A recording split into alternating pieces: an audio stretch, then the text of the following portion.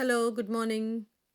Welcome to the volunteering day at Meadow Street Garden Community. And it's a nice day, indeed, quite windy, and there is a lot of work to be done.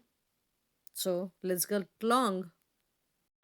The first task I'm going to do of the day is carrying some heavy stuff at the water area through help of wheelbarrow. And Eddie is helping me out to capture these memories. Thank you, Can we Eddie. slow down so you don't run me over? Now let's look at the growth of tomato plants and water them. These tiny, cute little cherry tomatoes are really nice and I'm loving them indeed.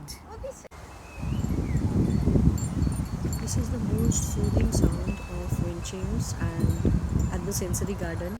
And these are few flowers at the sensory garden, calendula, then I think sunflowers, lot of pea flowers. I love it. And after a lot of hard work, it's lunch time, so I'm preparing some chicken, marinating them with fresh herbs and cooking them on open fire. So it's a garden barbecue. Some people also have got sausages and pizza. So yes, it's yum yum and enjoy.